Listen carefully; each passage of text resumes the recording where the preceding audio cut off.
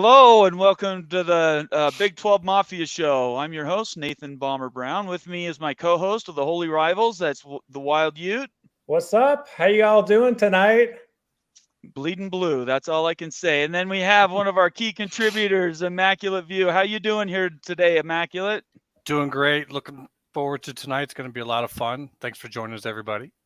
Yeah, very much so. So this is a big night. We appreciate everybody who's joined us live, and those that are going to be coming later. It's going to be a fantastic show. We're going to, in about 15 minutes here, we're going to have Bob Thompson coming on. If you don't know who Bob Thompson is, I'm going to read a little description of how important he is to college football and why everybody should be paying attention to what he says tonight and answers our questions. A few things before we get to that. I want to do some hellos right out the gate. We had a bunch of people show up early. We had Guy Gustman and Laura Weiss, David Hackett, Daniel Gygax, Phil Port 76, John Coy, Kyle A. This is going to go on and on. Overworked, underpaid, Earl Carr, Jason Spangler, Julian Smith, Craig Kirsch. Oh my goodness, I know it's getting ahead of me. And Wild Ute is the last one. And sorry, Julian Smith. All right. Thanks everybody for being here. Really appreciate it. This is going to be a fun, I hope, educational night. I've been looking forward to doing this. The very first conversation I ever had with Wild Ute, I said the one interview I wanted to have was Bob Thompson. And Lo and behold, 4 months later, here we are. He was nice enough to condescend and join our show and really answer some what we hope are insightful questions that will probe kind of where we are with realignment and maybe where we're going to be in the next 2 or 3 years. Obviously, there's big things moving in the ACC still. Who knows what's going to happen with the Big Ten and the SEC with Florida State and Clemson. There's just a lot going on. So before I do the introduction of Bob Thompson, tell us kind of what you're thinking and how you think this is going to go tonight, Ute. I think it's going to go awesome. I'll be really candid with everybody out there. We spent more time prepping for this show than any show in the past because we really want to make this valuable for you guys and asking questions that are insightful, that are fun and everything. So we're learning more. And so I'm super excited to have a conversation with Bob. I've been looking forward to this about this for weeks. And again, like Bomber always wanted to have Bob on. So it's just an honor to be a part of it. So if you have any amazing questions out there that are on your mind, just throw them in the chat and stuff. And maybe, just maybe, if we have enough time, we can get to them and try to ask Bob that question. No promises, but we'll try. Thanks for mentioning that. I actually was going to say that earlier. Thank you very much for that. And Immaculate, you're a very thoughtful person. What have you thought ramping up to this thing? A lot, probably too much. You know, we have a lot of conversations with folks that I actually think are very well versed in this, but you never really get much of a chance to talk to someone who's been there in the heart of it, in the trenches, making the deals. It's a different thing. And so it's going to be very interesting to see what this man has to say tonight. Yeah, we're really excited. Before we get started, everybody, if you're new to the show, please subscribe. Give us a thumbs up if we're doing a good job. Leave us a comment or suggestion. If you're a friend of the show, you can subscribe. Go to the Big 12 Mafia page. I've actually got it open, and I was going to share that with everybody. It's kind of a difficult button to find, but basically it's right in the middle of the page. Right here, I'll scroll down. It says join. If you click that, there's 3 levels of subscriptions. Right now, I'm working on which products I want to build to ship to the founder subscribers. But if you sign up, there's different things that you get for each one. And I want to really encourage that. I also want to encourage anybody, if you want your comment to be read on the show, like you said, I can't guarantee it'll be read with Bob on the program. Maybe it will. But super chats, we read all no matter what. So if you do have a comment or suggestion you want to lead out with, all the super chats are always read. Otherwise, I defer to comments that come from some of the viewers and certainly the subscribers. All right, I'm going to read this because I wanted to make sure I got it right. I got a bio from Bob in preparation for this show, and it was 2 pages long, and it had so much information on it. It's so impressive, and I had to shrink it down. So I apologize if I miss anything. And when Bob gets on, I'm going to just forewarn him that I tried to give a good description of him, but I certainly couldn't cover his vast experience in this. So if you're new to who he is, this will be an education of why he's so important. So Bob Thompson is an Emmy award-winning president of Fox Sports Networks. He simultaneously served. Sorry, Bomber. It's hard to interrupt you. Will you send the link out to Bob? He's in the chat right now. I sent it to him. So, Bob, I sent it to you. All right, I'll send it. Bob's in the chat. I know, that's even better. Hey, Bob, how you doing, man? Oh gosh, I feel so embarrassed. I swear I sent it to him. Yeah. In the meantime, while you send that out to Bob, immaculate. Let's talk. I'm an idiot. So. All right. I admit it. I sent him the YouTube link. I'm sorry, Bob. I appreciate you joining, though. It's nice to know you're here. Just a little, hazing of the president of Fox Sports, former. No, it's not his hazing. It's my hazing. I'm the one who screwed up. All right. Anyway. Welcome to the mafia. Let me get through this, will you, please? Thank you, Wild You, for calling that out. Buddy. I appreciate it. So Bob Thompson is an Emmy award-winning president of Fox Sports Networks. He simultaneously served as president of Fox Sports International, overseeing all of Fox Sports international activities. Currently, Mr. Thompson is considered to be one of the most knowledgeable authorities in the sports television industry. During his more than 25 years at Liberty and Fox Sports, he negotiated more than 200 television rights agreements with professional sports teams and leagues, collegiate conferences, and other entities. He's been directly involved in the launch of 18 regional and national cable networks. He's one of the, well, actually, I'll finish with this last thing. Thompson played a vital role in expanding Fox's regional sports networks to a total of 22 outlets, and also oversaw the development and management of a variety of Fox national cable sports networks, including Fox Sports Net, the Speed Channel, Fox Sports Soccer Channel, Fox Sports in Espanol, Fuel TV, the Big Ten Network, which is big, obviously, Fox Sport, the college sports, and lastly, in 2008, Mr. Thompson was awarded a National Sports Emmy Award. He is now retired from Fox full-time and is currently consulting on many issues related to sports media today. So that was a mouthful. Directly from the golf course. Yeah, and probably calling from the 9th hole or 19th hole. That's true. So I read that, guys, and you guys, I hadn't really read that to you guys before. What stands out to you about those two things that I read? With a 200, how many? 200 media deals, right? 200. That stands out to me. I mean, this man knows what he's talking about. He is the expert when it comes to media rights, what media companies are looking at. I mean, he's the best. So excited about this. Yeah. Yeah, like for 200 deals, it makes you just kind of want to dive in and go, what goes into that? How many rounds of negotiation? I mean, once you start to look at the nuts and bolts of what actually just one of those is, I'm sure it's just an immense amount of work that he's done in those. And I think the stuff that stands out to us, at least as creators and people that have been following Realignment for the last year, the thing that stood out to me is his engagement with us in the wider world since the UCLA and USC news came out, right? That was a big deal. And I'll be honest, I hadn't heard of Bob before, but I saw his very first tweet. I think it was his first tweet right after the news was announced. And it's like, okay, like here we go, right? He's basically saying this is the beginning of what has now become a very lively realignment term.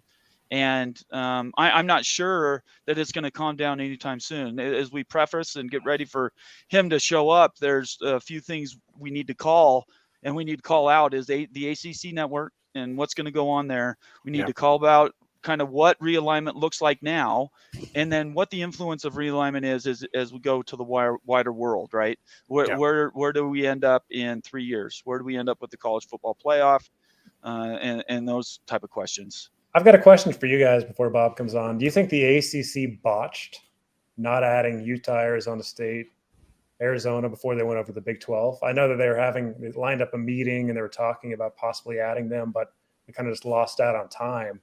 But it seems like that was a huge opportunity that they might have missed. What's your thoughts on that? Immaculate, you can go first.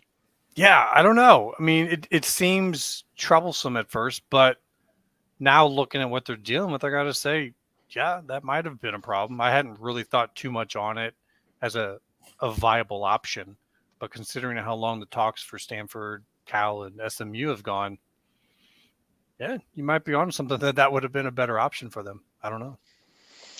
I personally think that would have been their best go, was to realign and completely merge with the ACC. I thought that they could form up with a West and an East, easily have done the same conference, but scheduling deals. And I think the only reason it didn't happen is because the length and strength of the gore at the ACC, because Big Ten was still looming, and they had, who was it out in the world that was waiting? It was Washington, Oregon, potentially Stanford, potentially Utah. All these names were in the air of going to the Big Ten. They were not going to be signing on along 30, to 2036 gore. Yeah. So that was the major block, I think.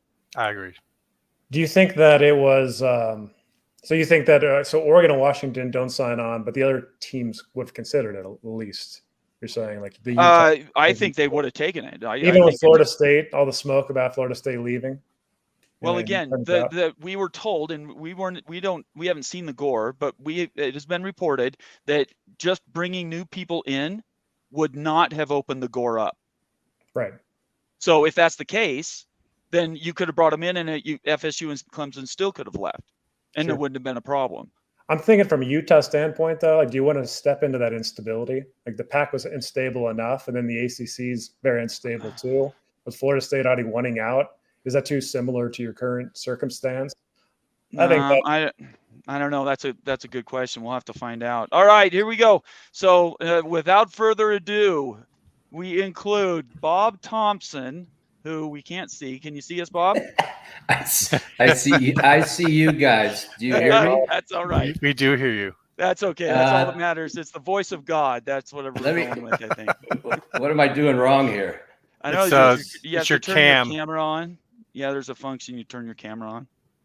Yeah, I saw that. Oh, now we see a picture. Well, sort of a picture. It might just be your lighting if it's pretty dark there, because you do seem to have the cam on, and then you go off with it. It's showing a different cam. Like your front cam. Oh, we lost Bob. He'll be back. He'll be right back. Before we get to that, we have a super chat here.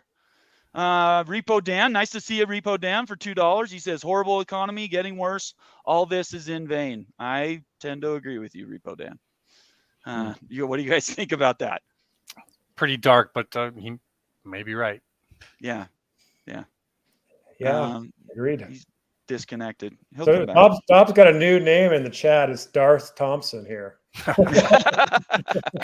Or Darth Bob. I tell you what, this is taking the pressure off. That out. I saw somebody else threw that out too. This is taking the pressure off of me. There he is. Now we can see it. There he is. There he is. There's a reason I wasn't a technical guy. That's all right. You hire people to do that, right? Right. Like they all worked for you, so that's okay. All right. So welcome, Bob. We appreciate it. I'm sorry I sent you the wrong link. I tend to do that sometimes. That's all right. I figured somebody'd respond to me sooner or later. That was brilliant to join the channel. At least you were there to tell us. Definitely. All right. So we've all prepared questions. So I hope you don't think this is too stinted, too sort of break up-ish, but we wanted to make sure that we prepared some good questions for you, put a lot of thought into them, and we're hoping we can explore some things with you.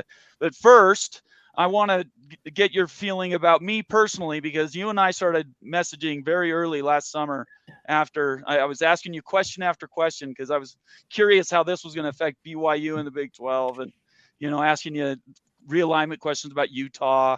And then I asked that one question about Jim Williams and opened up the Holy War, and you got brought into that. And I want to know how you felt about that, because you were like, hold up, I don't want any part of this.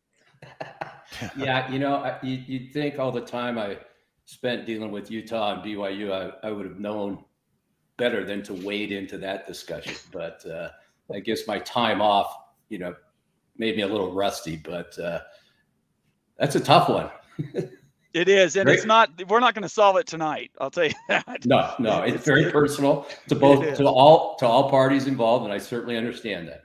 Hey, Well, Bob, how many DMs did Bomber send you? It sounds like he sent you quite a few. I finally had to delete them all, but Impossible to wow, count. There's the that's political choice right cold. there. I was not stalking him. That's not nice. he was very respectful, I will say that, but he was also very persistent. I am. Sometimes you got to be. I am. Absolutely. I was taught to respect other people, though, so I appreciate your time and you being here. You've been great for Realignment. This has been amazing for all of us. The education has been, I would say, like a 400 level type education in Realignment and media matters for the last year. So just to get us started, give us your first. I mean, just after this year, where are we with how you think everything has gone? Has it turned out about the way you thought it might have last June 30th? Well, the only thing that's probably not turned out the way I expected was the Pac-12 blowing up. That one's kind of hard to predict. I think that some mistakes were made along the way that brought the Pac-12 down, and we can go into those at whatever time. But I think that is definitely the one big surprise. Other than that, really not a lot has really surprised me. Realignment is always tricky. It's tough to predict. Can't trust anybody. Everybody's a liar. That's just how it works. So, but it's not unusual that it was happening this time because it always tends to happen around renewal of TV rights. So the movement, starting with Oklahoma and Texas to the SEC out of the Big 12, and then the subsequent USC UCLA move to the Big 10, was kind of a precursor, and then everything else is kind of dominoes after that. But the Pac-12 blowing up is probably the one thing that I would have never dreamed of. So last July, you mentioned these 4 markers: fan affinity, brand power, rivalries, and market size, right? You set those out there as sort of the anchors for Realignment and what drives value. Has anything changed? You mentioned them the other day on 365 again, so I assume you feel the same way, but I'm curious, have those always been tenets to Realignment and media negotiations, or is that just a methodology you came up with? No, I think that, especially on the collegiate side, it's a pretty typical methodology. Other conferences or other leagues, other sports might not be quite tilted in that direction. It might be more just about raw numbers. But I think from the collegiate side, where you're looking at schools that aren't necessarily in historically, what would be considered great TV markets. I mean, come on, we're talking about Tallahassee, Gainesville, and Lubbock. And I mean, these aren't major media markets, right? So you're banking on the fan affinity and the brand affinity outside and beyond those markets where they're actually located. Where if you're looking at the NFL, you're talking about Detroit and New York and Denver and LA, and you can just run the numbers, and it's a much easier scenario. But with college, you really have to go beyond just the size of the market and look at the other elements that you listed. I think that was really smart. Now, people caught on to that, and it really caught fire. And with me, that's what I immediately pinned my sort of attention to. So all the news that came out, everything ran through the filter. I'm not hearing you. Can you guys hear me? You can't hear me, Bob, because they can hear me. Hold on. That's okay.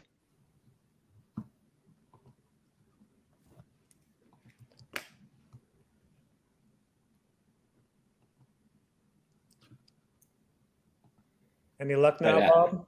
You there? Can you hear us now? Where's Verizon when you need them? You might have some Wi-Fi issues there. It looks like you're Hold using on. That's okay. I'm willing to wait. Oh yeah, we'll wait. All right, now do you hear me? Yeah. Can you hear us? You hear me? Yes. I got a big. I don't hear you. Yeah, I think his Wi-Fi might be having a little. I don't know how to instruct them. Maybe get back on, log off and get back on. Yeah, you want to? How do you do that? Sign language. Private chat. Put it in private chat. Now do you hear me? Yeah, I we can hear you. Can you hear us? Still don't hear you. Yeah, just type that in private chat. All right. You back? You there? Gotcha. Yep. Okay. Nice. All right. So, I need that an was audio last- guy too, apparently. you were trying. I know what it is. The question was going to be so overweening. You wanted to put me on.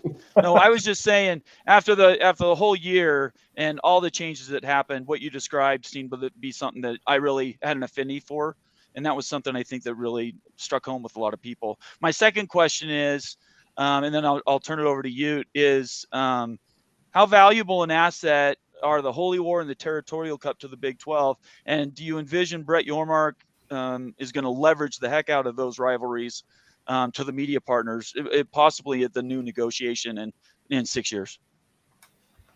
Well, I think that, the rivalry games are always part and considered in any type of rights negotiation. And lots of times, the Big 12's been different than some places where, like Bedlam and the Red River, they're not necessarily the final games of the year.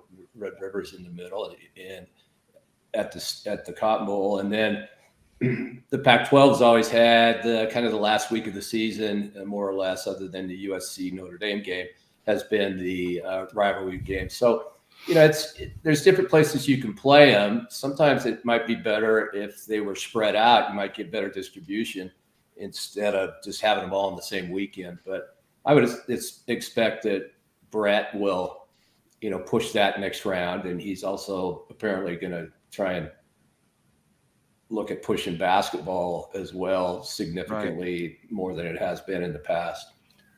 Just to add in on that part, do you think that there is considerable value in basketball in the future? Like he did a pretty long form interview with Joel Klatt where he kind of stated some aspects of that. Do you see the same? That's the one thing I can't talk about. Okay. Understandable. I'm involved with some things that NIL related that preclude me from comparing sports to sport. We talked about that. I think there's value. I think there's value in college basketball. Yes. Yes, just like in a general form, college basketball. Right. Gotcha. Absolutely. So Bob, for us fans, we just want to be more educated with realignment so we can understand this, have educated conversations, because a lot of times we're kind of in the dark. We're trying to figure things out. So from like a media company's standpoint, like what's a big factor in realignment, like a big driver that is not often discussed by the layman or fan that we should be aware of? That's a good one. It is a good one.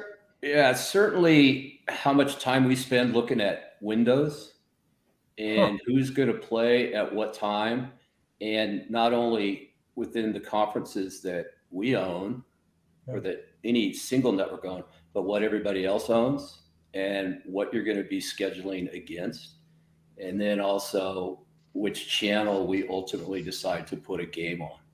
So there's a lot of work that goes into the upfront schedule, figuring out what the selection, how we're going to play the selection process, and kind of gaming what other networks are going to be selecting on any given week as the season progresses. Once you pick some games up front, the special date games, Friday night games, Labor Day games, and then you get into the weekly draft once the season starts, and you're kind of reacting to how the season unfolds, and you're utilizing 12-day picks and 6-day picks. So, either 1 week out or 2 weeks out. And I know that frustrates a lot of fans because they don't know when the game's going to start. What is it, a night game? Is it a day game? What channel it's going to be on? But that's all designed in order to provide the fans, and certainly the networks as well, the best product on the right channel at the right time. And so that's probably the one thing people don't understand as we look at realignment, as we look at just a weekly schedule, and which conferences we align ourselves with, is how much we look at the games and where we're going to air and at what time. Gotcha. Okay. Yeah. So is the casual fan part of that? That's a follow-up I have. So the Windows thing, the whole argument against doing Apple is everybody said they'd be off the networks, right? You couldn't just scroll through with your remote control. You actually had to leave one client to go to another to watch a game. And that casual fan that goes from ABC to CBS to NBC to finish on ESPN would be out of that loop. So that sort of goes against the whole Windows dynamic, doesn't it? A little bit. Well, yes and no. I think, anything that's on linear television is still subject to Windows. There's basically 4. You got noon, 3:30, 7:30, 10:30, and you're always going to be up against somebody, and that's fine. You can deal with that. The issue with streaming is, as you mentioned, it does require you to kind of leave the bundle, and you're into this different world of paneled menus where you've got to kind of exit and hit on this and wait for it to load and all those type of things. And it's definitely not as elegant a structure that the traditional set cable or satellite, where you hit a button and boom, you're on the next channel.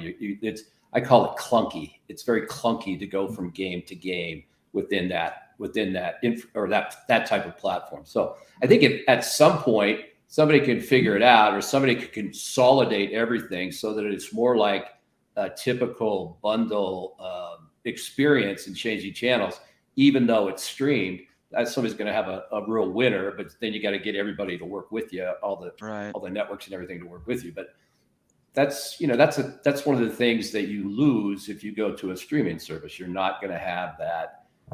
You got the browsing fan who's flipping from game to game. Right. Immaculate. Like under the 6-day window, under the 6-day window, like what's the thinking or the decision making on what game is going to be shown? I would presume it's probably just viewership, like the most viewership, but is there other factors that go into that decision making? Right. There's, to wait for the 6-day, you're going to get the Saturday will be complete. The previous Saturday will be complete, and you're picking on Sunday. And you are able to see a more updated conference standings because the games had played. So there's a couple of things. Number one, you're going to pick a game that you hope has significant implications in the conference championship or the conference race. The other thing you have to think about is, well, they're not significant. We do have certain appearance minimums and maximums. And so you have to get everybody on the air. So you can't just live off the top 3 teams, right? Or 4 teams in any given conference. Everybody's games have to see the light of air. So, you might take a game that might have the number 1 school, the top school, but they're playing number 9. Okay, so do you pass on that and take 3 versus 3 or 3 versus 4, knowing that the winner plays 1 next week, and 1's probably going to beat up on 9. So 3 versus 4. Going to be playing 1 the next week, and it might be for first place. So that's the rationale behind the 6 days. It's really to get the best game to present to the viewers. Thanks. Immaculate. Yeah, just kind of staying on the network tip here and looking at what we have going on with the ACC. Do you think that Stanford, California, and SMU help the ACC get carriage of the ACC network in those respective states? Is that part of what they're doing with that?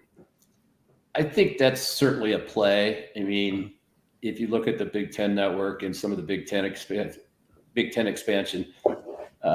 specifically the one, not so much the Nebraska one, but the one with Rutgers and Maryland, those were definitely driven by trying to get into those TV markets, because what you're doing is you're flipping what historically for the Big Ten network was an outer market because it wasn't core. There wasn't a school located in that territory.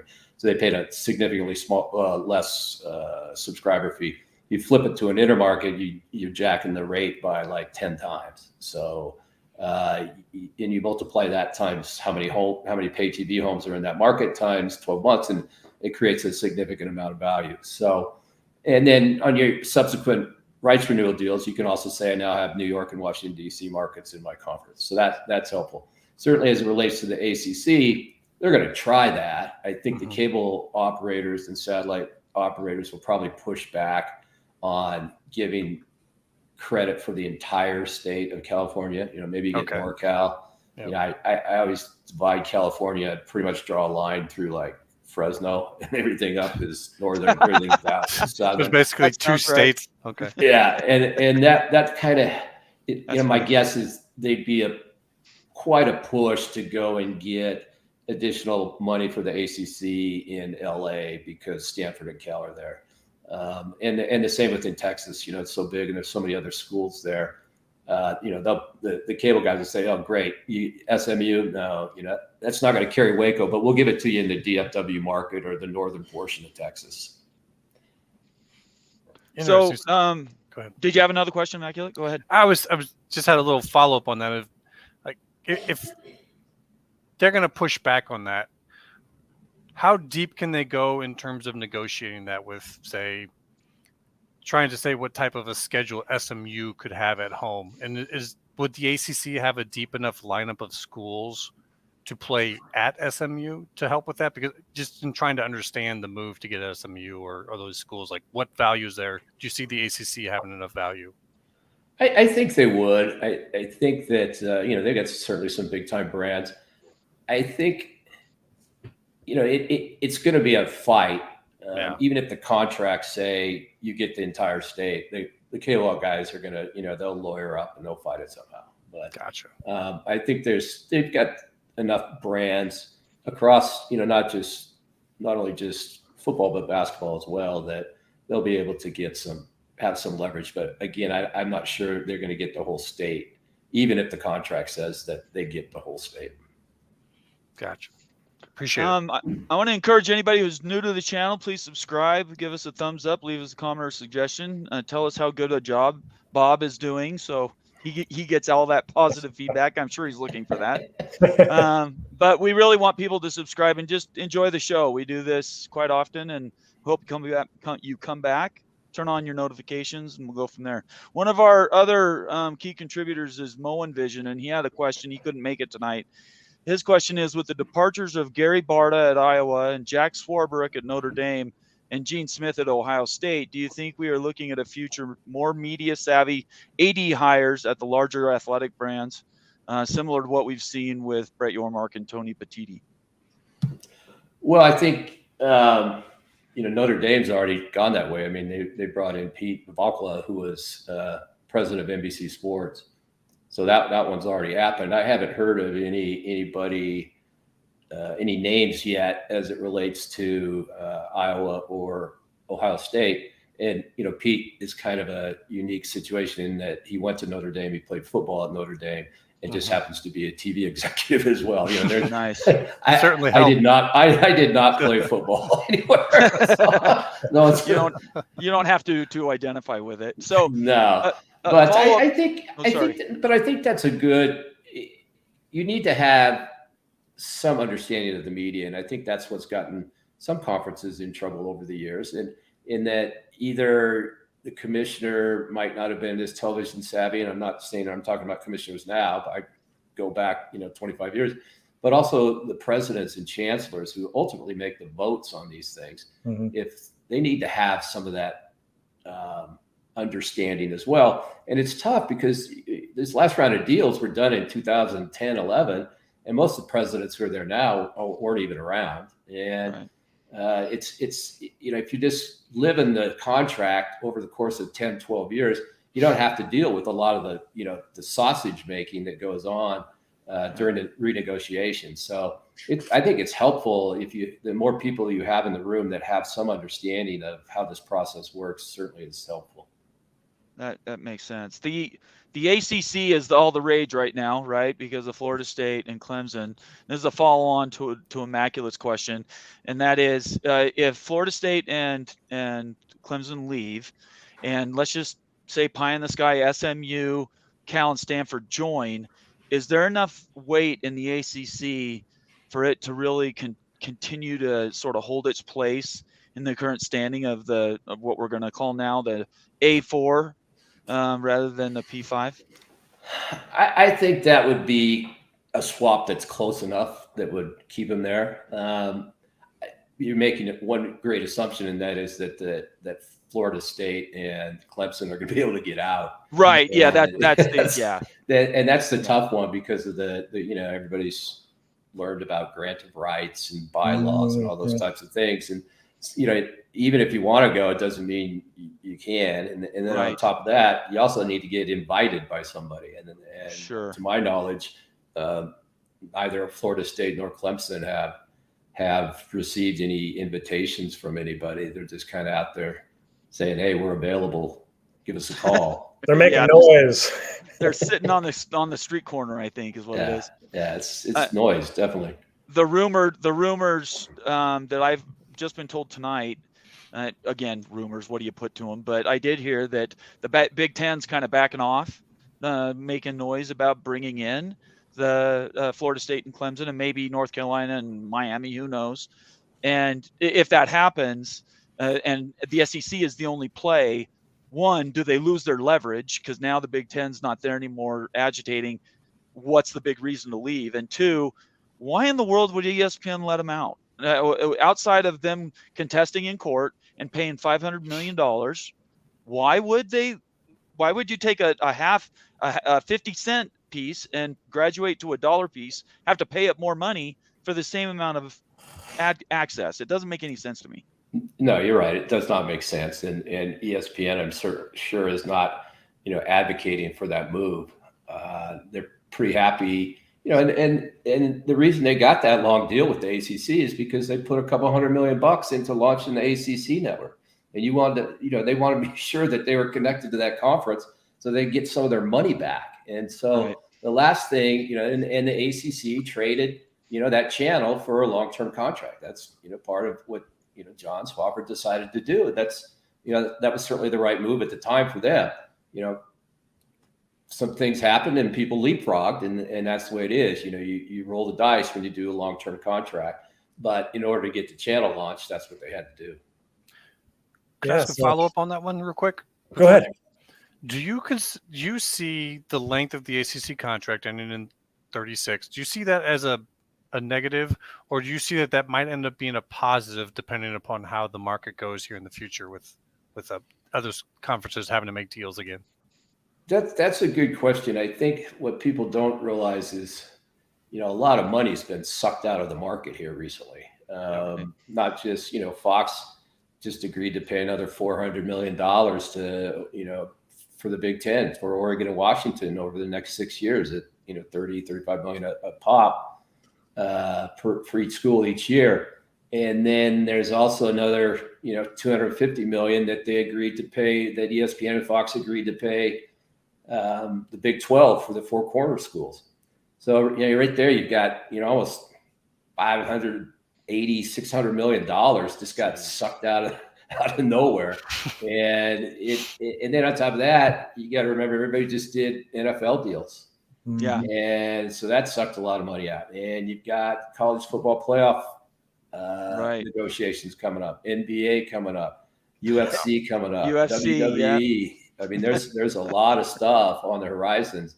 And at the same time, the television marketplace is, it's got some headwinds. We're down to 60%, something like that, penetration, more or less, and in terms of the bundle, and that's where the bulk of the revenue comes. So, as streaming certainly is going to pick up at some point as it relates to sports, but right now it's just not there. It's just not providing the depth. And at this point, based on what Apple did with the Pac-12, they haven't decided to pony up the cash. I mean, Apple could have had the Pac-12 for, maybe $5 million more a year per school. And for a company the size of Apple, that's like me dropping a nickel on the street. It's spillage. It's just nothing. And so they're going to have to learn. And I lived this. Sometimes you have to overpay to get in the game. And once you're in the game, then you're considered a player. But to get that entry, sometimes you have to pay a little bit more than you're really comfortable paying. And I think the very perfect example of that you can see every single Sunday is Fox overpaying to get into the NFL back in '94, and that made them legitimate. And now they consistently one of the top sports programmers in the country. But they did pay that entry fee back in '94 to be considered, relevant or serious. And the streaming guys are going to have to do that too at some point. I think, certainly Amazon stepped up for the Thursday night football games, and they've been rewarded. I think that helped them. And I think it helped the NFL kind of move into that streaming element. I saw today that the NFL network is going to offer the NFL network NFL Red Zone and NFL are all on NFL Plus. And so they'll have 8 games streamed as well. So there's certainly some movement, but at this point, streaming has really been about soccer. Right. It hasn't. Certainly, ESPN Plus and Peacock have had some lesser events, but as far as exclusive big events, those have still pretty much stuck to linear cable and broadcast networks. Right. So Bob, here, another question really for like a layman, really not knowing too much about like media rights and everything. So what's the most irrelevant factor that's often discussed on social media and in circles when it comes to these media rights negotiations that you want to dispel right here? And why is that? Well, the one that I always have a bit of heartburn over is that somehow the media guys are the puppet masters, and the conferences are nothing but guys hanging by a string, and we're making their arms and legs and their head wobble. And that's been used as an excuse, hasn't it? People have used it as an excuse. No, I'm glad you're saying this, 'cause I believe. I mean, that was my understanding. I can tell you this. Yeah, I can tell you this. I never called and politicked for a school to be added. I responded when conferences called me and said, what if we had this in a conference, or we had these people in a conference, what would it do to our valuations? Is it accretive? Is it dilutive? But I never called and told somebody, you do this and I'll pay you this much more money. I had conversations all the time, absolutely. But and the other thing I never did is I never cast a vote. It's the chancellors and the presidents that cast the votes to allow people into the conferences, not the TV networks. So I understand how it's an easy conspiracy theory to play. And I've, told all sorts of writers what I think about it, and they of course disagree, and that's fine. We'll just agree to disagree. But I really think that's one of the misconceptions that's out there, is that, they're sitting back there in LA or in Bristol, with this grand, war room chessboard, and they're moving pieces around. It's risk. With their long, with their long sticks, like the generals and admirals did in World War II. That's Churchill's war room, right? They're down there and they're getting the headphones on. Yes, we're going to take this one next. So Bob, what's a more accurate way to think about it for us then? Like, because it does seem like that way, and like, that's a misnomer, and like I'm changing my mind on that and everything. But like, how best to think about how these things work? Well, I mentioned to somebody yesterday, and is that, television is the gasoline that runs the college football engine, right? And so from that standpoint, of course, there's involvement. We have to be involved, because if they want to continue to, buy more gas or get more gas, they're going to have to deal with this. So certainly we're involved, but we're not pulling the strings. I mean, there's just, of course, as anybody, whether it's the NFL or NASCAR or Major League Baseball, you always have constant discussions with your partners about how to, better improve the presentation of the games. You're putting mics on bases, the pitch clock in MLB's been huge, and I'm sure television was consulted with that, because all of a sudden they lost some commercials because the games are only 2.5 hours now instead of 3 hours and 45 minutes. So there's constant discussion with your partners, and that's how you should look at it, is that and can expansion and realignment be a result of that? Yes. But the idea that somehow the networks are pulling all the strings is it's not quite to that extreme. Yeah. Thanks, Phil. That was a great question, by the way. So I only have 2 more questions for you. I know your time is short, and we don't want to keep you. We want you to come back. I hope this has been welcoming for you. Never mind the stilted start and the audio issues, but that's all on me. a couple more questions for you, maybe a follow-up. But this one's from one of our users that he's actually been one of our most active members of the community, Sticky Sports, and he says, Can you ask him why OU and UW were worth $70 million to Fox in the Big Ten, and ASU and Arizona and Utah and Colorado were worth $128 million to ESPN and Fox with the Big 12? What's the difference in the valuations? Well, there really isn't. I mean, they're both about 30, 35. I mean, the schools, I think the Big 12 schools went in at 31.7. And my understanding on the Pac-12, two Pac-12 schools going to the Big 10, Oregon and Washington, is they start at 31, they go up $1 million a year to 35. Okay. So they're basically going in at the same price. Okay, well, that's fair. It just happens that there's 4 of them on one side and there's only 2 on the other. Yeah, I guess people are seeing sort of a balance issue, what one school or one region it might be worth more than another. And they're just questioning about that. And here's how to look at that, actually. If you say, which I said back in last July, that the Pac-12 was worth $300 million. I remember that, actually. Yeah. And actually, supposedly, ESPN made them an offer in October for, lo and behold, $300 million. Right. And I think at the same time, I said I thought Oregon and Washington were worth about 30 to 32 million or something like that to the Big Ten.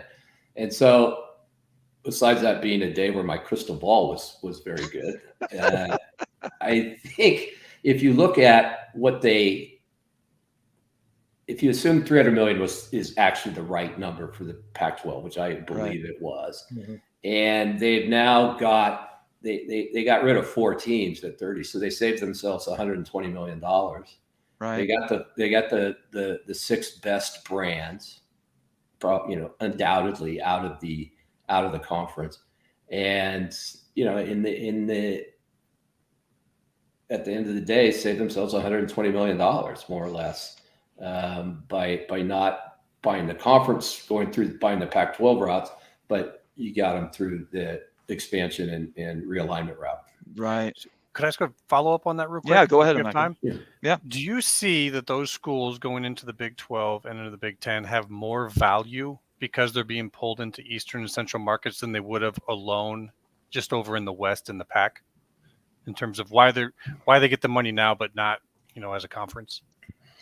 No, I think that I think they're worth what they're worth, and that was whether they're in the Pac-12 or the Big 10. I think here, for Oregon and Washington, when the next deal comes up, they're going to be a beneficiary, because apparently in year 7 of their presence in the Big 12 or the Big 10 with the new deal, they're going to get a full share. And so, and it's not unlike what's going on in the Big 12. You've got 4 of the schools, obviously, Bomber, your school is coming in a little less, but they're going to get, they've only got a year. Was it 1 year? 1 year. Yeah, just this year. They're full as well. And so everybody's going to be on a level playing field there. Oregon and Washington are going to have to muddle along with only, 30, 35 million for the first few years, the first 6 years. But, the number ought to be pretty good in year 7, I would think. Can an interesting question, and this, I evidently read it wrong when Sticky put that on there, but I think I can ask a good follow-up. So you're saying if you take out the bottom 4 schools in the Pac-12, and unfortunately Stanford's part of that 4, if you take those 4 teams out, the valuations for the other teams were quite a bit higher? Because 300 million for 10 teams, that's only 30 million a team, but you had estimated higher rates for the other schools. I heard that right, right? Yeah, I did say I had done some work where I pegged an actual value for a variety of schools in the Pac-12, and some of them were above $30 million. You actually published a list last year that gave like 28 million, I think like 32, 20. I saw that list. I wish I had never done it. Okay, well, I did say it. Whoops. Yeah, really, that was like, why that's the document everybody came at you with for BYU. You weren't smart. You weren't thinking very straight that day, were you, Bob? So yeah, I think let's just say I'm talking about on average is kind of what I'm looking at, and are Stanford, Cal, Oregon State, Washington State. I mean, they're fine institutions, and I think they're going to end up somewhere and continue to play sports. I mean, they've all got some challenges that they have to deal with. But I think at the end of the day, the schools that are migrating to the Big 12 and to the Big 10 are probably what you would consider to be the best brands at this point in the Pac-12. And, you know, it's sad. Stanford was great for a long time. I mean, Stanford's problem is primarily, in my mind, tied to they can't compete in the portal. You know, they don't want to. They've chosen not to. And it's hard because they have their entrance requirements are so stiff, and that they don't accept a lot of transfers and a lot of transfer credits. So what you've got, you still have people leaving Stanford and entering the portal, but you're constantly, you're not replacing them with players that are the same age and maybe played JUCO a couple of years or whatever. You're replacing them with freshmen, and so you got to use them, and so they don't have a red shirt, and so they're kind of mismatched. And if you go back and look where Stanford kind of started falling off, and I think David Shaw probably saw the handwriting on the wall, was this portal thing is going to kill us, and it's turned out that way to me. And I hope that they can figure out a way to overcome that, because I think having Stanford to me has always kind of been like Notre Dame out west, and it's important for them to be relevant in college football. One of the greatest things for BYU recruiting is going to be Stanford not being competitive, because I lose LDS recruits to Stanford I lost you again. every year. We've lost Bob. Hold on. Oh, he fell off again? Yeah. He needs to charge his headphones. Get those headphones charged. He's been in demand lately. Yeah, that's true. He has been busy. All right, Philip, I'll let you do the last question, and then we'll sign off. Okay. When he comes back. I was just going to make a sarcastic comment about LDS transfers or people to go to BYU. You know, I find that interesting while he's doing that Stanford has gotten very high in recruit rankings lately, and I was kind of wondering why. And maybe it's because they're having to replace so many transfers that they're able to actually have more spots open for recruiting. They have a new coach in too, David Shaw. You know, right. And that's recruiting pretty well. And hello, guys. Hold on. That's okay. This has been great. We're getting like the full 360 view of Bob Thompson. No, yeah, that's an interesting thought though, because like Stanford with NIL and like with the transfer portal, like they're going to struggle. They'd be indestructible. And this is my question. That if Bob jumps back on, this is my question, because this has perplexed me forever. I didn't prepare this beforehand, but I really would like Bob to try to define like. All right, you back? Yeah. Can you hear us? All right. Yeah. There you go. All right, go ahead. So Bob, this one's just perplexed me for months. Okay, maybe you can help me out here, right? I'm not trying to think of like brand power for a school, and I'm trying to think what goes into brand power. What does that mean? Because to me, it means something. To you, it might mean something else. From like the media company's point of view, is brand power just visibility? Is it something else? Could you kind of explain a little bit what brand could mean? Well, it's all those things. It's, you know, what's your following? How do you resonate not only within your marketplace, but outside? I mean, I'll give you a perfect example. In Colorado, where I made my home for a number of years, you had CU and CSU that are basically 30 miles apart, right? But the brand of CU was so far ahead of the brand of CSU, I could never really understand it. But it's just something about CU. You know, they're playing up there, and you got the flat irons, and you got Ralphie running around like a bat out of hell, you know, and dragging these handlers along with it. And you go to Colorado State, it's just like a game, and it's so that's kind of that kind of shows you, to me, when you say brand. It's these intangible things that aren't always necessarily visible, but when you see it, you know it. Right? And it's indefinable in a lot of ways. It really is. It really is. And it's the same way with, I mean, anything, whether it's, you know, shoes, whether it's actors, actresses, whether it's musicians, you just kind of, you know, some people have this thing, this brand, this image that extends beyond what is just normally accustomed for a typical performer or a typical school or institution. It's like it factor or something compelling about that. Yeah, there is a thing called the Q score. Yeah, the Q rating. Yeah, Q ratings, and that is kind of like, it's those intangible things that you can't really measure, but are there. Awesome. Oh, that's fantastic. Hey, Bob, we have more questions for you, but I want to let you go. I really appreciate you being here tonight. I didn't introduce everybody, by the way. Wild Ute is my partner on the Holy Rival show. So he and I have a Holy War show that we're going to be bringing, and it's going to be great that it's going to be in conference. So we do that a couple times a week. And then Immaculate is one of our key contributors. He and Mo and Vision really help us with pretty much a lot of the data, and then sort of valuation stuff, right? They help us think a little bit deeper than just normal regular shows might do. Or the nerds. Yep. Yeah, a little bit. They're the nerds. Everybody needs number crunchers. I mean, not everyone can have the it factor. We need some nerds too. Hey, I'm the straight man. There you go. I'm quite familiar with all of you. I think I've had some sort of discussion with all of you over the last year. I got to tell you that this whole kind of Twitter thing has been interesting. I mean, I was sitting around here with, I just had rotator cuff surgery. I remember you talking about that. I was basically in that lounge chair right there for, 12, 14 hours a day.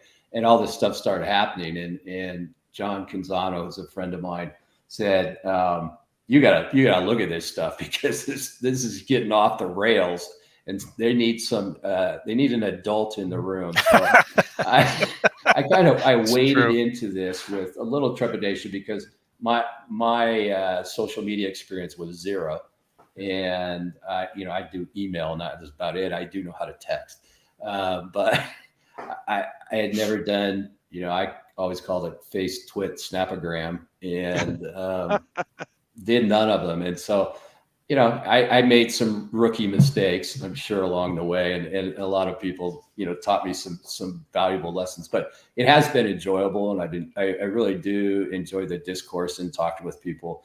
And when it's 115 degrees here in Scottsdale and I'm not traveling, it gives me something to do besides, watch the stock market all day long. So it's been, guys like you, and I love your show. I've seen your show. I really want to see the Holy Rival show, and there's no way I'm coming on that one at all. I'll tell you right Please. Just so you know, I wasn't going to invite you to that one. I don't want to upset Utah any more than I have already in the last year. It's going to be good. We're on the same conference now. All's right? We're Everything's fixed. team. I think Bob might have just earned my respect right there. Are you saying that you are a full-timer here in Scottsdale? I am. Okay, so you're getting all this heat too. Don't stalk him, Immaculate. I've been getting the heat, and I can't get out and stalking you right now. Are you kidding me? It's too hot. You just don't leave. These are what I call snow days. You stay inside. Right. Yeah, this is our winter. I asked Craig Smoke for some tips, and he gave me some advice. He's an amazing guy, and my first time we saw you, I think everybody saw you on 365, and that you do a great job there. And I want you to know, I would love you to come back on this show if you have time sometime in the future, maybe during the season, and we can actually talk some football. And that'd be nice. Yeah, wouldn't it? I think we're all looking forward to that. Yeah. Thanks, Bob. It's a pleasure, honestly. All right, guys. It's my pleasure to be here. You have a great night. All right. Appreciate it. Have a great one, Bob. Take care. Okay. All right. Bye-bye. Bob Thompson, everybody. Wow. When is he getting his golf time in? I mean, he's got to be out at like 5 a.m. It's so hot here. If people don't appreciate what they just got from Bob Thompson there, I don't know what else I can do to entertain you. Maybe you're on the wrong show. I think that we know a little bit more about realignment media companies, a lot, right? I mean, that's just good stuff. Absolutely. Yeah. I know you got to go, Ute. Is there anything else you want to say on your way out? Immaculate and I are going to discuss just a little bit follow-up stuff, but is there anything else you want to leave with the I'm definitely going to listen to your guys' dialogue. I'm just going to really think about, this conversation and really the brand. I loved that response, the it factor on the brand. That's really not definable. It kind of makes sense with what's intuitive, like what we kind of think about, but we can't really speak to. Mm-hmm. So yeah, this is probably an episode I'm going to go back and rewatch for those responses. Yep. So, just to add to that real quick, just to think about it, that's how we do it, right? That's how we sit around and figure that out. And you always want to think that these guys in the cable rooms are just nuts and bolts, putting out numbers, trying to figure out the exact depth, but they're not. They're sitting there doing it the same way we're doing it, saying, no, exactly. This doesn't feel that this one's worth more than that. And that's kind of interesting to see that it's not that. And they're not the bad guys. The media companies aren't the bad guys. They're not pulling the strings. They're like advisors, right? I mean, I think they've been fall guys this whole time to put more pressure off of the presidents. And if we're talking about the presidents, it's the Pac-12, right? The Pac-12 kept blaming the media companies. Media companies are losing money. It's their fault. Media can't get in the room. It takes Apple 29 years to negotiate a contract. I mean, all these excuses with everything except for them looking at each other and saying it's our fault. That's what the bottom line is. He said something very important early on. He was talking about all of the lying going on. And that's really what I would say just watch out when you're seeing officials talking from different conferences and whatnot. I call it double speak. I call it bluffs. Yeah. I mean, I don't know if I'd go so far as to just call it blatant lying, but it kind of is. And that was interesting to see from him to say it, they're advising and their advice carries a lot of weight, but yeah, they're probably not Darth Vader in this thing going on. Right. Bob Thompson. Exactly. Okay, guys. Go Utes. All right, we'll see you later. Have a great night, you. We'll see you Saturday. Wow. Thanks for being here, Immaculate. I really appreciate it. Now, were there any questions that you came out of that you thought you want to discuss? Because I was watching the chat. And by the way, if you're still watching the stream right now, you guys were awesome. I think all three of us were watching all of your comments. The fact that we only got to one we're limited in time. But please don't think that we weren't paying attention, because we were absolutely trying to catch the best ones. Yeah, I did have a question. If Oakley, if you're out there, I still have your question written down. What was it? The current config of all the Big 10, Big 12, is it sustainable? Kind of going along the lines of where they're at now, the amount of money that's in there. Is this good going forward, or is it? Could we see breakups? I think that's kind of what he was going for, but I was definitely thinking along the same lines as what he's saying. Is what we see right now, is this sustainable? Is this going to be where it stays, or should we expect some more movement coming forward?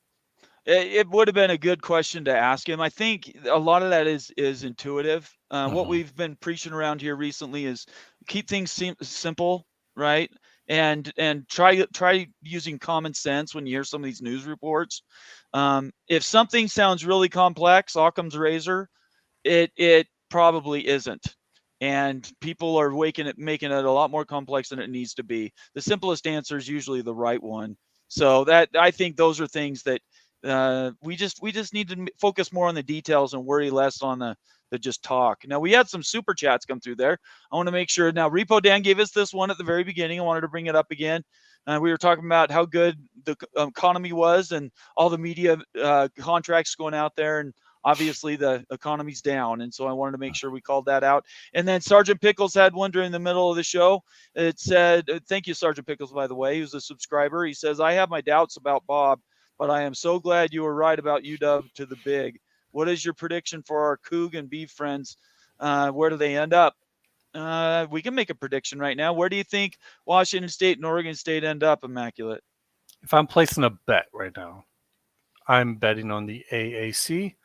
I think Oregon State will come out of there, get into the national tournament, and then probably get into the Big 12 at some point in time. In terms of Washington State, they have some metrics that are not as good as Oregon State. I'm not quite sure about them. And Oregon State has the team right now to go down there and immediately dominate. So Washington State's the one that I have a hard time talking about, because I don't really have good news right now.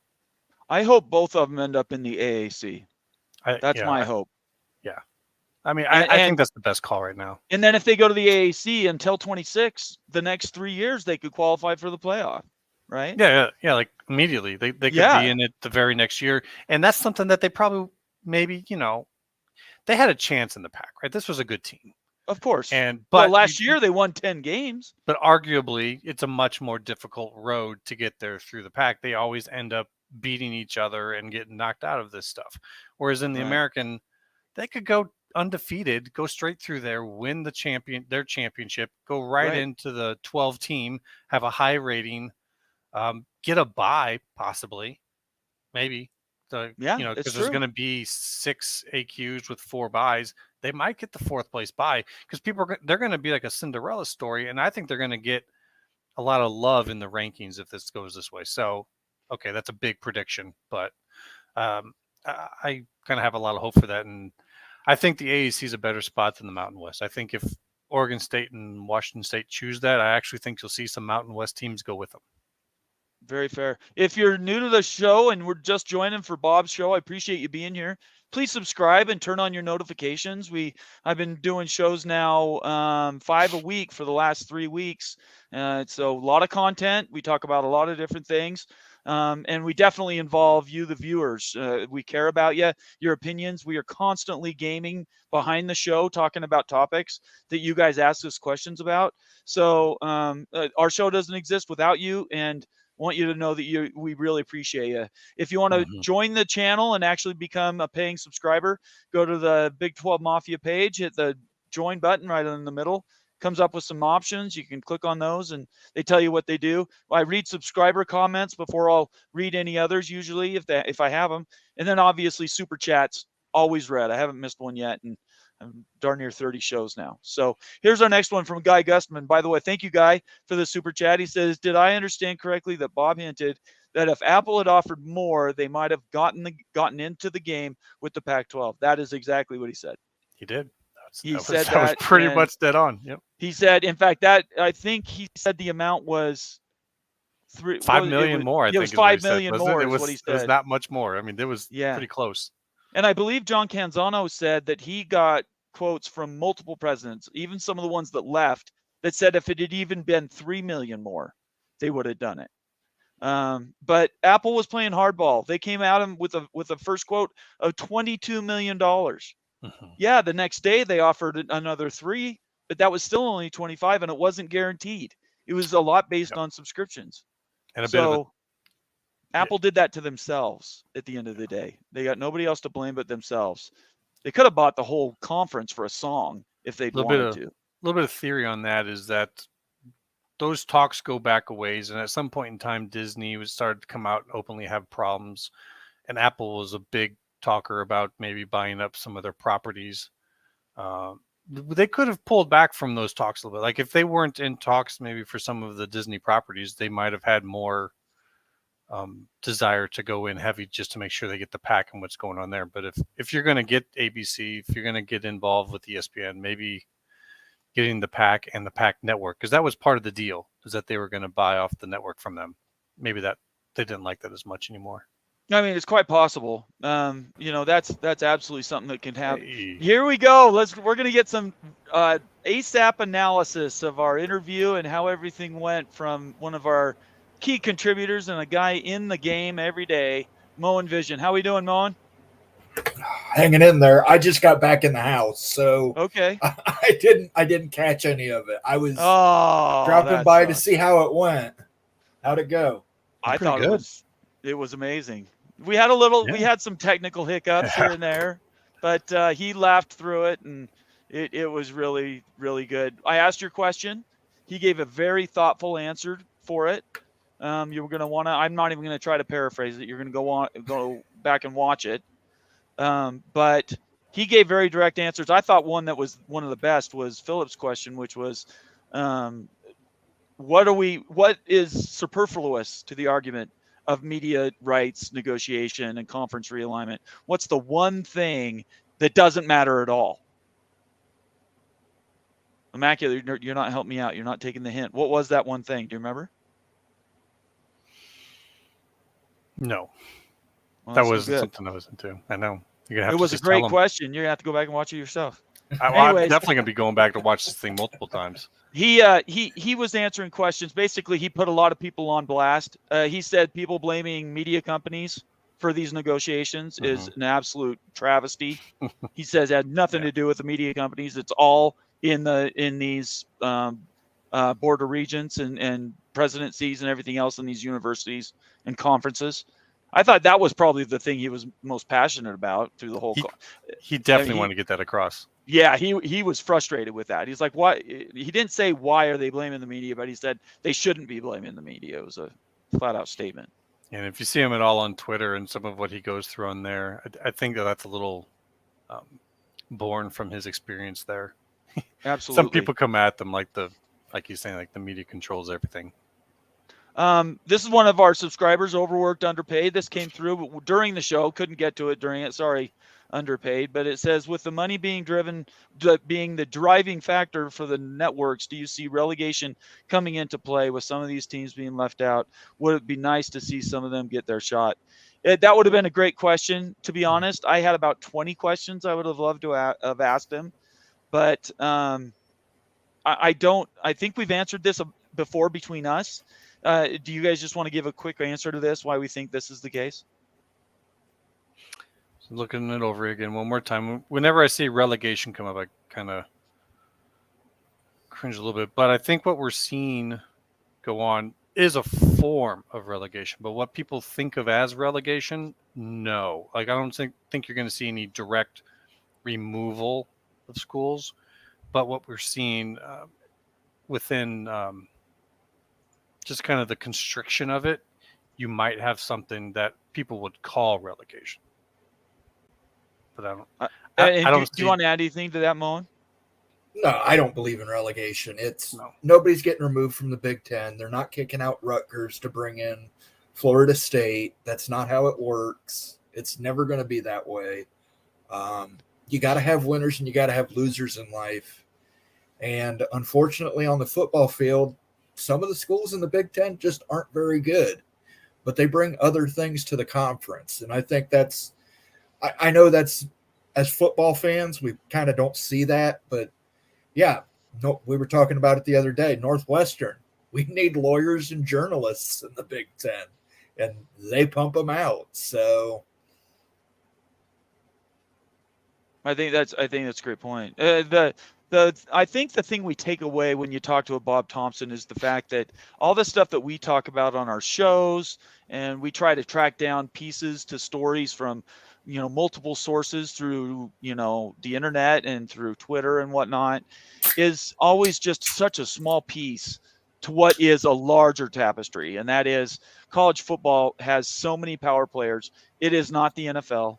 In fact, it's not like any other professional organization in the world in athletics. There's nothing that can compare. Even basketball has more controls than college football does.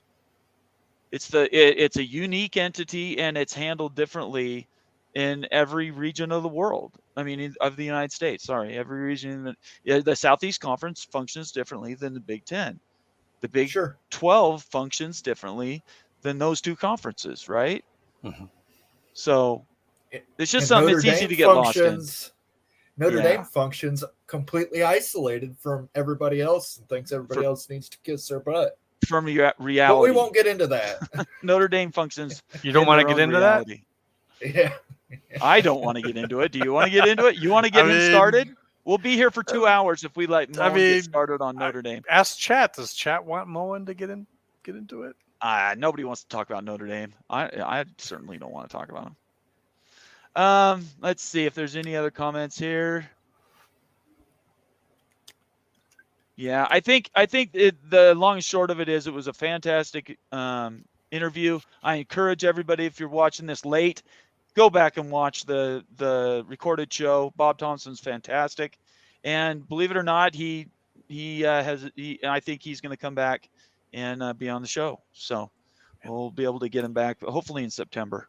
And to add to that, to Chat was looking at questions on it, but it's very tough to get in things in this first one where it's kind of breaking the ice. And hopefully in the future, maybe we'll be able to have some more that are a little more open-ended where we can bring in some questions from Chat a little bit better, but don't want to offend or make the wrong impression on the first time. Yeah, very good. I appreciate it. Well, Sergeant Pickle says rant. I'll give you 3 minutes, Mo, and go for it. Notre Dame, Jack Swarbrick is pompous. He's a hypocrite. For him to go out there and bemoan the situation of Cal and Stanford and how they deserve to be D1, but he won't get off his ass and join a conference to make that happen is the height of hypocrisy.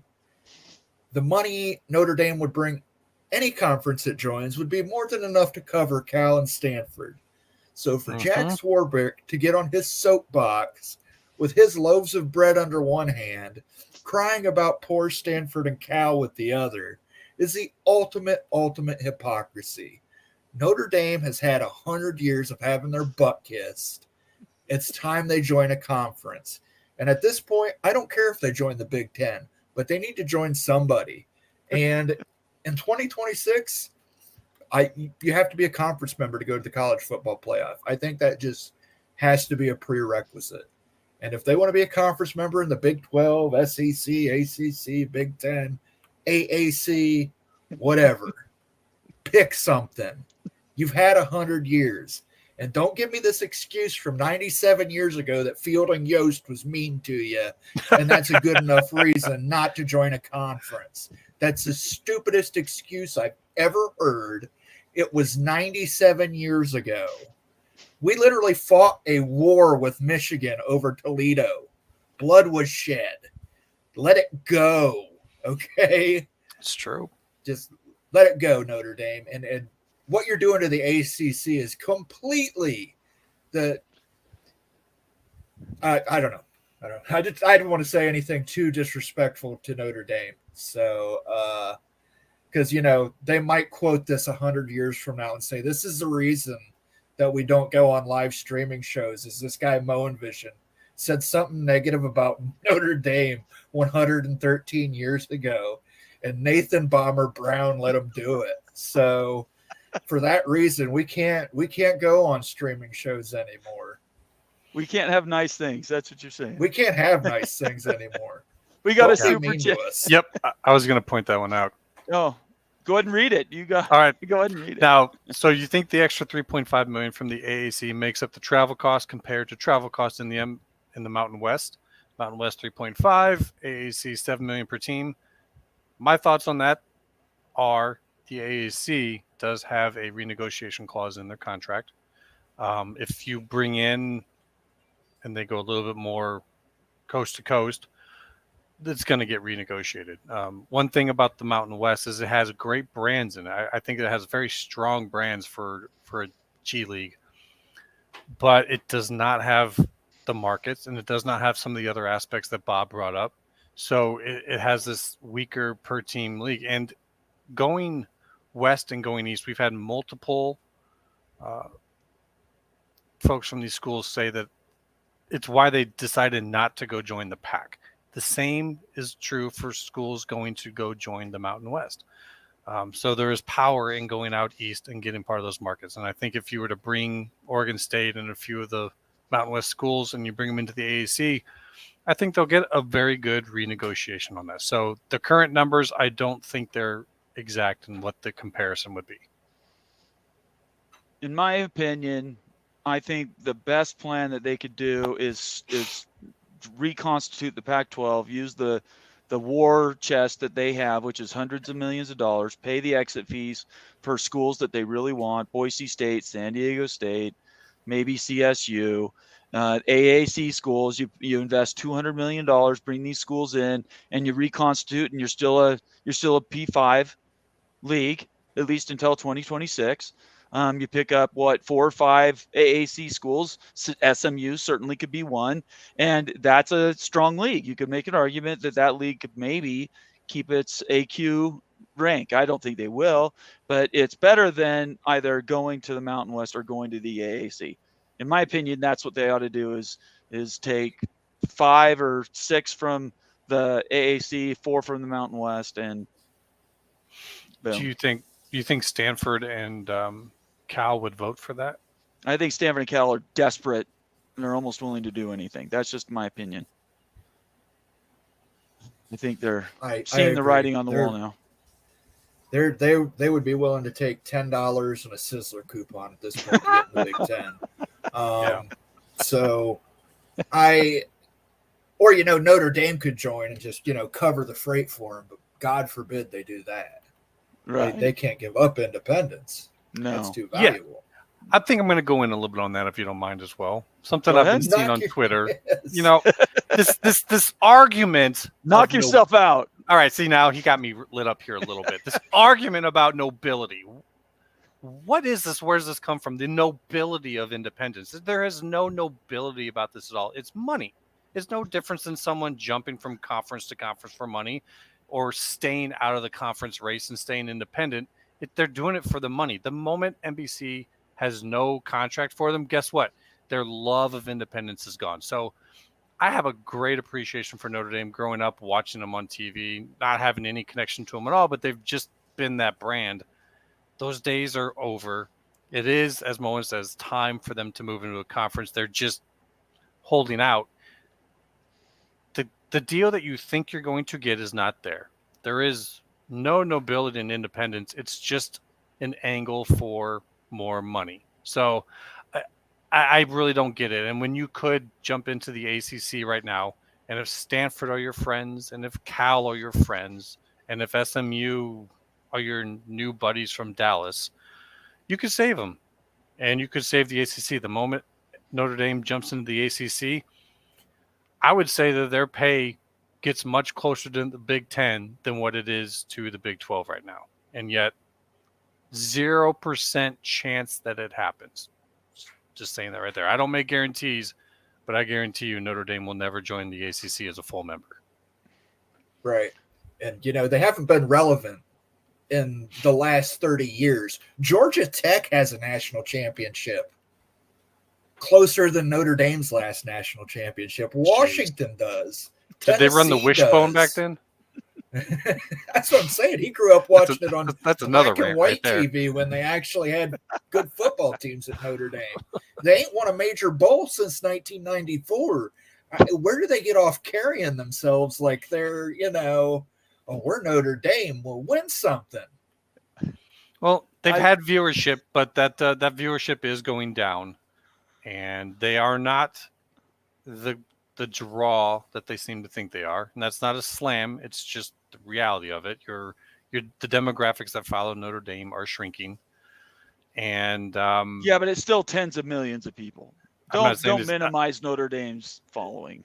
No, it is not a minimizing. It's just saying it is not what it used to be. And they're not sure. I don't see how they're worth 75 million is what I'm saying. Just one team. I don't know they're worth 75 million. I think 6 home games. 50 or 60 million is what they're worth. They're asking for 75. They're not even worth that.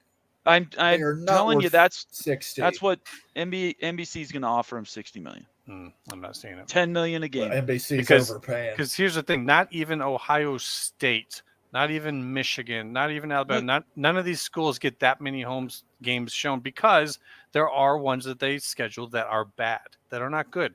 And yet NBC has to pay for those bad games and show them under those contracts. But people watch those games, Immaculate. Not nearly as much. Those are not good rating games. Okay, look. I love this Big Ten rage, by the way. Normally these comments that come it's just up, reality. It's normally the western side of the Rockies people that complain about Notre Dame. So me hearing you guys get frustrated about them is fantastic. I would let you do this. It was hours. I'm not even really. I'm frustrated that Jack Swarbrick gets up on his soapbox and does the holier than thou routine about poor Stanford and Cal when he could change that with a stroke of a pen.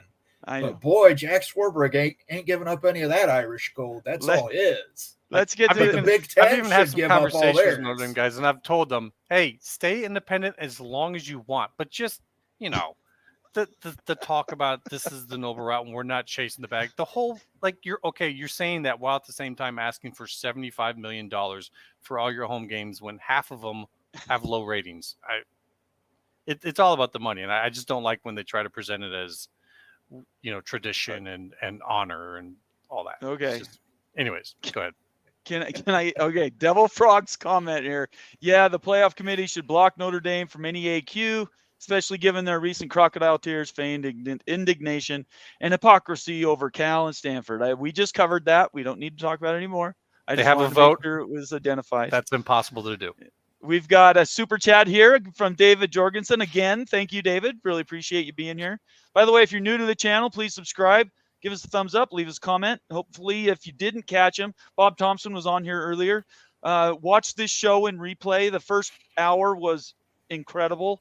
Bob Thompson is an amazing guy, and you'll learn a lot because we asked him questions nobody else has asked him. So I really hope you take advantage of that. That's a good one if for you him, get a by the way. second. What's that? This question right here would be a good one for him. Yeah, you're interrupting me. What are you doing? What? Sorry. Okay, here we are. And I don't even know what I was going to say. Forget it.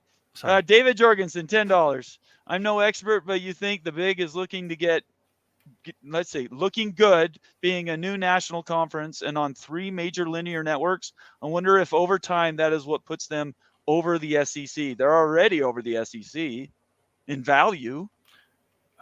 The SEC is set to pass them though. But when? If you look at they have rising payments, like per year it goes up. It's set to go up. Theirs is just. Is that right, Moen? Yeah, it's a little more backloaded. It is, but it's based on certain things too. It's based. But doesn't their there's contract run through extrapolated 32, right? 31. So they But I know renegotiate the after the chart- Big goes again. Correct. Right. Okay. But it's All right. extrapolated. That the chart he's referring to, it extrapolates certain data points to come up Okay. with total payouts. So, Okay. not that it matters, but yeah, the Big Ten is what's really going to put the Big Ten ahead of the SEC is when we start carving out these revenue shares for players, which is something I've talked about a lot, that you're going to end up with another share of the revenue is going to be directly paid to football players and basketball players within the Big Ten Conference. They're not going to be school employees. They're going to be conference employees. Yeah, this is the thing. Whenever we talk about both the SEC and the Big Ten, there tends to be this polarization that they're the only ones that are really driving the bus. I'm getting tired of talking about the money, because the money it's a piss and stick. It's something that people can gloat about. They're making more money than their neighbors, all that fun stuff. But let's settle the battles on the field. And at the end of the day, as long as everybody's got access and the best teams are playing, I think that's what anybody wants. So yeah, I don't have a problem with that, but the reality is that money is driving this sport right now. It's driving every athletic. So, I mean, if you can carve up and give players in your conference more money than the players in another conference, the best players are going to come to that conference. yeah. Unfortunately, but even it's been that way for years anyway. Now it's just above board. I mean, it's not like Ohio State hasn't been buying players for years. It's not like any of these schools haven't been buying players for years. They just haven't gotten caught. Well, Ohio State has. I mean, Yeah. Jim Tressel got fired for it. He sent him. Oh, to a that's car right. I dealer forgot who about knew how to Jim do it. Tressel. He sent him to a car dealer who knew how to do it the right way. What is this? Do you guys know what this comment is? I didn't see what led to it. It says, "Did you really just quote Canzano as a reliable source?" He's not talking to us, right? I think he's talking about when Bob was saying that Canzano was a friend of his. Well, okay, but you can't dispute that. I don't understand. You Pac-12 loyalists need to back out of the Big 12 and go back to the Pac you love. No way in Hades, Oregon, and Washington are staying for $3 million more. Maybe he was talking to someone in chat. No, he's talking to us, David. That's not what Bob said. Yeah, I'm confused. You're gonna have to go back and read and listen to the interview again. Bob specifically said for $3 to $5 more million, he said $5 million. But that was based on the original $22 million quote. So it would have been $27 million, and they would have stayed. And remember, folks, that's his opinion, and folks can have their own opinion on that. Right. But yeah, I mean, but just keep in mind who he is with his opinion and his expertise at seeing the numbers. So, folks can feel however they want about it, but Yeah, and it's not. He's not a Just know it's not our opinion. We're repeating what he said, right? Yeah. And I don't want to take it out of context. Even you go back and listen to it yourself, and you guys can sort of clip that out and post it on YouTube and put it on Twitter and whatever. But Bob said that they were ready. They would have stayed around for just a little bit more money in Apple and no linear. So. Yeah, and to those who are saying that they respectfully disagree, that's perfectly fine. There were some things he said that I was sitting there going, really? I mean, but I'm not going to call out because that's his opinion and he's seen a whole lot more than I am. So I respect the fact that he's saying If you weren't here at the beginning, I gave his bio. Let me briefly bring that up. Just this one piece that should give everybody pause if you're going to argue about what Bob Thompson says. Mr. Thompson is considered one of the most knowledgeable authorities in sports television industry. During his more than 25 years at Liberty and Fox Sports, he negotiated more than 200 television rights agreements with professional sports teams and leagues, collegiate conferences, and other entities. He has been directly involved in the launch of 18 regional and national cable networks. So, including the Big Ten Network guys. Including the Big Ten Network, which was that's really the thing like that he leans into. Yeah. The Big Ten Network is his biggest achievement. Someday, if we ever get him back in, I would love to dive into that a little bit. Yeah, we'll have to do that during the season. There's a lot of talking stories about that thing. How it was put together and what the question was. Yeah. The Big 12 passed on it and the guy brought it to them. How did this come into being when, one conference passes on it and the Big Ten wants to do it and they come to Fox and just the story of it, I'm sure would be a fun little chat. Right. Boy, we have gone an hour and a half. Can you believe how quickly that went? I can't. Man, yeah, that was fun. That was bang, bang, bang. Well, I think we're going to call it good, guys. We've had a good week. This was a fantastic day. I appreciate everybody being here tonight. And Moen joining us late. I really appreciate that too. You brought some good joy into the call and into the show with I gave you a rant. Notre Dame rage. I love that. Please continue to follow us on Twitter, on YouTube, and you're gonna be able to find us again. We have another show on Saturday in the afternoon. We do a whole Holy Rivals show. Same link. You'll be able to find us then, and we really appreciate everybody being here. Who just got in here and said, dang, they missed. Oh, Rebecca's here. Oh, Rebecca. Rebecca, go Huskies. Rebecca, go Huskies, Big Ten. Where have you been? It's fine. We'll see y'all tomorrow when the Florida State news breaks. Yeah, if that happens, I will be live, by the way. And then we end on that, guys. That could be it. So, Rebecca, definitely watch the video and then leave a comment or a comment on Twitter. I'd love to hear kind of how it went. How the interview went and how we did, because you guys' opinions really matter. Anyways, everybody have a great night. Stay out of trouble, and we will talk to you mañana.